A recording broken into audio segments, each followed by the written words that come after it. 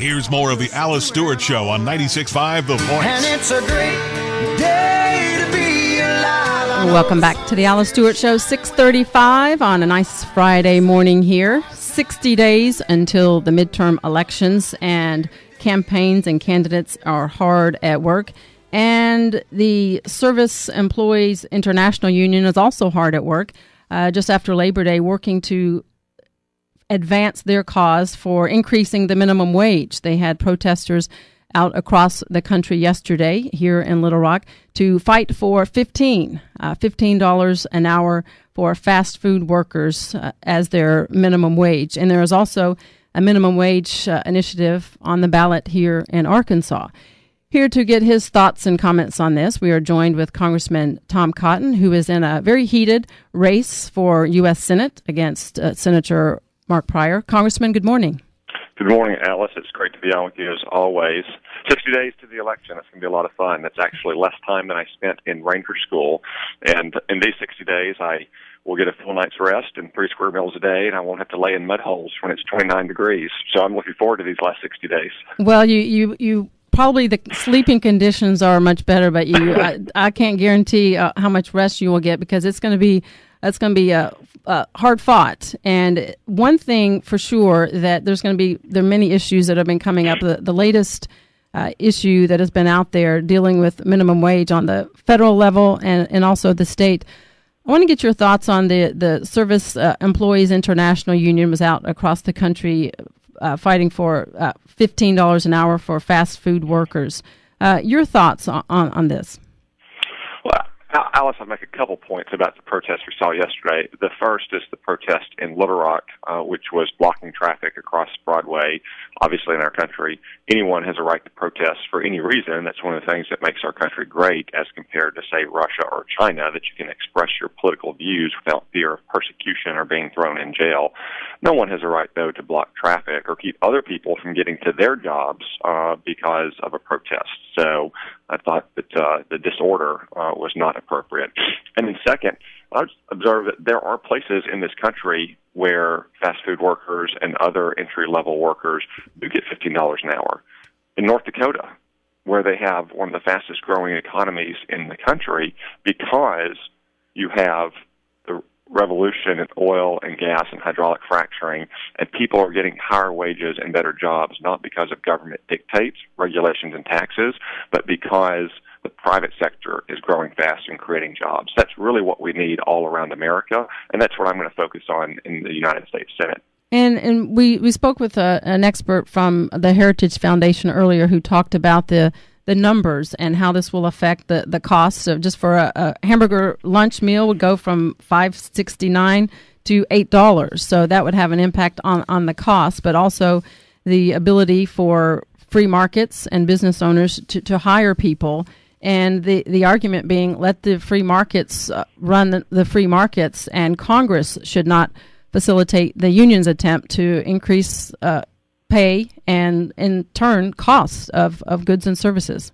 Yeah, I mean, a near doubling of the minimum wage certainly would lead to an increase in food prices, and obviously would be bad for Arkansas's working families. It would also cost jobs. You know, when President Obama proposed to increase the minimum wage immediately to $10 an hour across the country, the Congressional Budget Office said that could cost up to 1 million jobs. And that would be very bad for the very people we're trying to help, people who need entry-level jobs, oftentimes young people who don't have the skills or the experience that they need to get on in the workforce and use those entry-level jobs as a stepping stone to the next ladder. And Congressman, on the same topic, there is a similar initiative on the ballot that has been certified for the election in November here in Arkansas that would raise the minimum wage, and this would be increasing the minimum wage from $6.25 an hour to ultimately $8.50 an hour by 2017. And this is an issue that is now will be before the voters in November.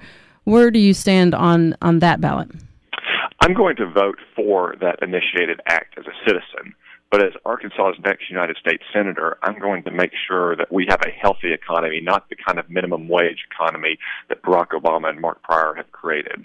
The minimum wage should be a floor and a stepping stone to higher wage jobs, not a ceiling. And the way we create that kind of economy is not through higher taxes and regulations and laws like Obamacare, which is what Mark Pryor and Barack Obama think, but through less taxes, through smarter regulations, through empowering individuals and businesses to create new jobs and grow the economy from the private sector, not from Washington, D.C. And that's going to be my focus as a United States Senator.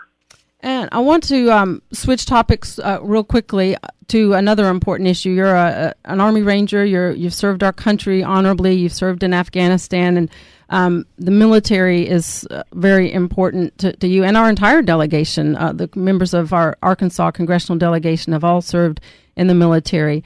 You wrote a joint letter yesterday asking for the U.S. Department of Defense to complete the paperwork to provide eligibility for Purple Hearts to in some very important tragic situations, one here in Little Rock at the Little Rock Military Recruiting Station, and the other, the 2009 attack at Fort Hood, and awarding Purple Hearts in those cases. Tell me about that. Yeah, Alice, all four of the congressmen from Arkansas were at the Department of Defense to express our dismay that they had not yet even issued a decision on whether to award Purple Hearts to the victims of the Little Rock shooting at the recruiting station that's out on Rodney Parham Road. Private William Long lost his life. Private Quentin Izagula was injured but survived. And then, obviously, you had the terrible massacre at Fort Hood in 2009 as well. The Department of Defense has been mandated by federal law to make a decision on those Purple Heart awards, yet they have not made it. I think they should make the decision to issue them because the attackers were radical Muslim converts. Major Nidal Hassan, the Fort Hood shooter, even said he wanted to join the Islamic State.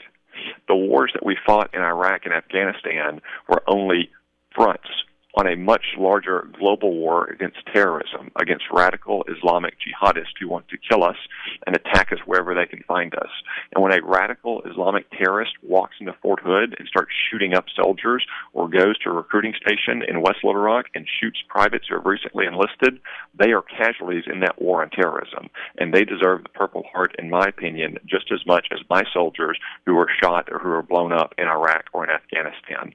Yeah, absolutely. Those are not incidences of workplace violence. That's acts of terror. Congressman Tom Cotton, thank you so much for your time. We appreciate you. Thanks, Alice. Great to be on with you. All right, same with you. We will take a break. When we come back, Lloyd Marcus, he is answering the question, is the Tea Party alive and kicking, or is it over? Lloyd Marcus joins us on the Alice Stewart Show right after this.